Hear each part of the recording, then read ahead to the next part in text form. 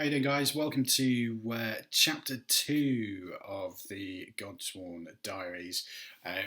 Game week 2 of the Vassal League has happened, and the fixture list was very kind to me and put me up against Tommy Conboy again. And with that whooping he gave me in the tournament still fresh in the mind, I wasn't overjoyed to see that. From a game perspective, from a personal perspective, he's a really nice guy, and it turns, I know I'm going to have a nice game with him. But from a potentially not finishing bottom of the league status, it's not what you want to see as your second game after playing Benny. But how did we get on? Did I get another whooping, or did the Godsworn help me get revenge on Tommy? But let's have a wee.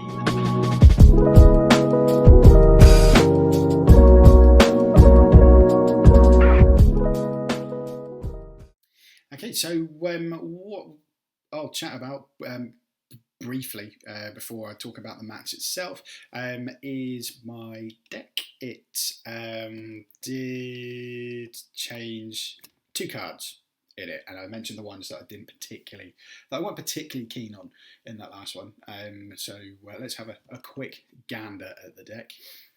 So looking at the objectives, I changed What Armor and put Frantic Exchange in, as I was finding in the first round that I was playing a lot of cards in the power step to be able to get those combos down. And in the gambits, I took out Mischievous Spirits and I put Old Faithful in there, Daylight Robbery, as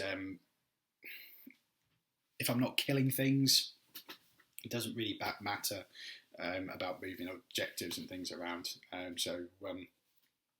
That was kind of my thoughts behind that and changing that in there. But with regards to the match itself, I was very shocked to see what he was playing. It turned out to be a bottom tier slugfest. It was my Godsworn Hunt, and Tommy was playing Eyes of the Nine, and it was just a really, really good game. We'll get on to that now.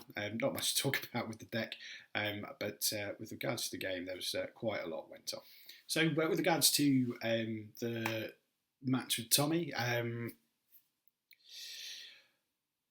first round, Tommy won the board roll, and Offset kind of sat quite far back. And as I kind of mentioned in my first video, that's kryptonite for me. I wasn't in a great position. I couldn't owl for anyone in the first turn, but I could get a little bit closer. But it definitely helped him. And the first round, he won 22-11. There was some really silly stuff happened in there. For example, his Mortimus rolled 3 crits on a defense, which was joy for me to see, as you can imagine, as it was. It wasn't a killing blow. It wouldn't have been a killing blow in the end. I just saw kind of red, and Mortimus was within range, so I charged him. But that was quite infuriating, and I missed a couple of reactions as well for Dark Destiny, and which potentially could have kept Grundon alive and would have kind of helped me score Frantic Exchange as well. But if it kept Grundon alive, he might have got another swipe at Mortimus at some point. But yeah, 22-11. I thought it's another magic user going to be sitting kind of at the back, going to be hard to get to and get to kill. And I really thought that it was going to be sort of a 2-0. Roll off for the second game, and Tommy is quite notorious for being an absolute gent, and he won the roll off, and he basically let me set up the board. So I set up just a old-fashioned flush slogfest, and was able to kind of get in amongst his guys quite quickly. So much so that I killed Mortimus in the second round in the second activation, and his deck was, as most Eyes in the 9 decks are, was very much heavy built around Mortimus being able to score all the objectives, and I ended up winning that round, a rather stonking 18-3. I was very surprised, but yeah, went 1-1 if Tommy had taken the boards himself, it probably could have been something very different, but very much I was able to set up the boards how I wanted them, and I was able to control the game fairly early doors. The third game, the decider, I won the board roll and I went for flush again. However, again, me and not really paying attention to boards, I hadn't kind of taken into account that he was able to hide the two scrappers, whose name I can't remember, but they got 2 wounds, and they're like the twins. And he was able to hide them in the top left-hand corner behind some blocked hexes, and I wasn't able to get to them probably quick enough, so I focused all my attention on Mortimus. And it was a really close game, like really, really close. It finished 14-7, but at the start of turn 3, whoever won the roll-off was probably going to win. Mortimus was on 1 wound, my Grundon was on 1 wound and standing next to a lethal hex, and so within charging range, and whoever basically won that roll-off was probably going to be in a really good position to win. Unfortunately, I lost the roll-off. Grunton died, and I wasn't able to. I don't think I was able to get anyone in anywhere near Mortimus to try and catch that back, and but ended up losing 14-7. So a 2-1 loss to one of the better players out there, most definitely. 39-36 overall, so just a 3 glory swing. I was really happy with it. I'm not going to lie, I thought I was going to get absolutely trounced again and get steamrolled 2-0. With regards to the matchup itself, with Godsworn versus Eyes of the 9, my opinion of Godsworn is changing quite a lot now. They're nowhere near the top end, but they, on a good day against the right warband, against warbands with 1 dice, low wound fighters, you're able to score things. So, Eyes of the 9, fine. Gits, I reckon I could have a good game against Skaven. I could have a good game against Skellies. I could have a good game against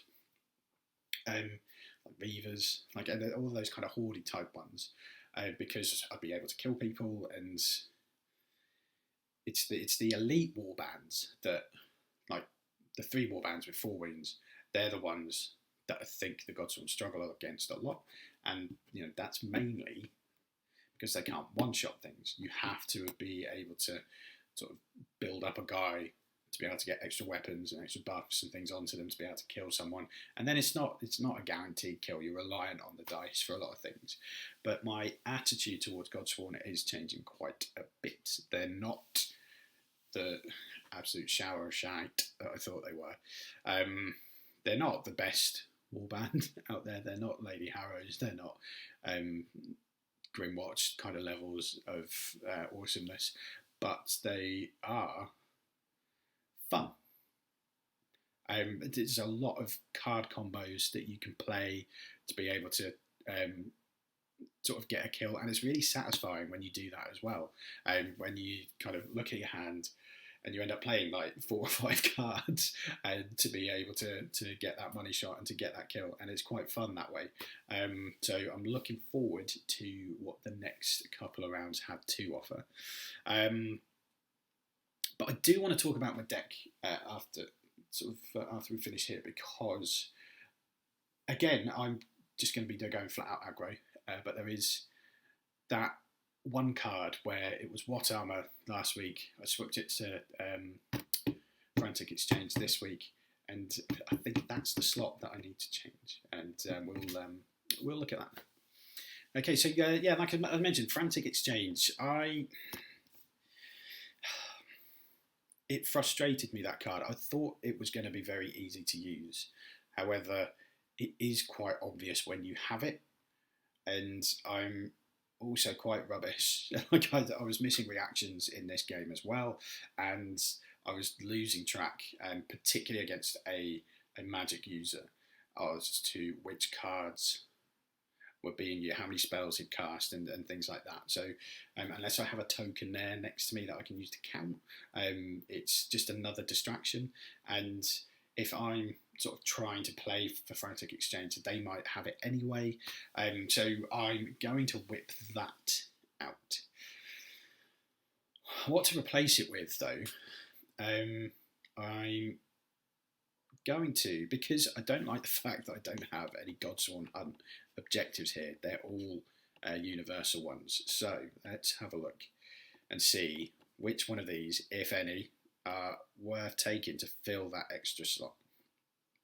So, a worthy deed. Score this immediately if a friendly fighter takes an enemy fighter with a wounds characteristic 4 or more out of action with an attack action.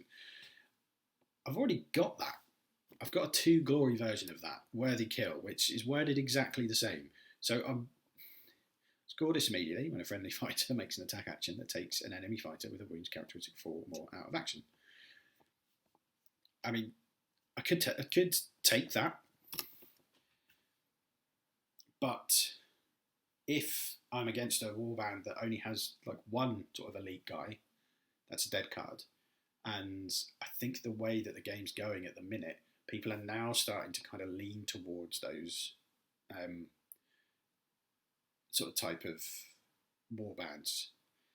So Skaven, Ghosts, Gits. I think it's a weird one. Like if it's in your hand at the same time, you're potentially scoring a lot of glory. So for at least 3 for the objectives, 1 for the kill, and then I might have tomes and an amber bone, which would be a great kind of glory swing. But I'm not sure. That's a maybe. It's a maybe, that one. Dark Rewards. Score this in an end phase if all surviving friendly fighters, at least 3, are inspired. Easy one to score in round 2 and round 3, as I'll probably have dead people, and people will probably be killed, so that will whittle me down, and I would have inspired a few. However, if that's in my opening hand, that's a dead card and potentially a mulligan, which I hate doing. I just hate mulligan cards for my objectives. That does tend to be my undoing in a game where I know that one of the cards in there is a big scorer and I'll hold on to it. I've lost games because of that. And Dark Rewards, easy to score 2 and 3, not so easy to score in the first round. It's a tricky one. It's a maybe, but I think there are other cards that are better. Glory or Damnation. Score this in an end phase if a surviving friendly fighter has 3 or more upgrades.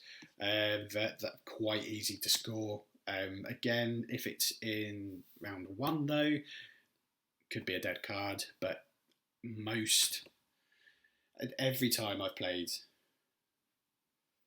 with the Godsworn, someone has had 3 or more upgrades, because you're chucking upgrades on one person to turn them into like a one-man killing machine. And so that could be one to kind of keep hold of there. Magical Apotheoses. Score this immediately. If friendly fighter successfully casts a spell that requires 2 or more successes. I've got no spells in my deck. No point in taking that at all. Now, the ones that interest me the most are the Oath cards. So the Oath cards, all of these cards, if you reveal you have that card in your hand at the start of the action phase and you score it at any point in that action phase, you get an additional glory point, which is a nice, fluffy aesthetic just for those guys. So, but you don't see them much, despite some of them being quite good. So potentially one of these might fill that slot. So Oath of Annihilation, score this in the end phase if all enemy fighters are out of action. It's possible. It really is possible. So I did kill everyone in that 18-3 win. If I had that as well,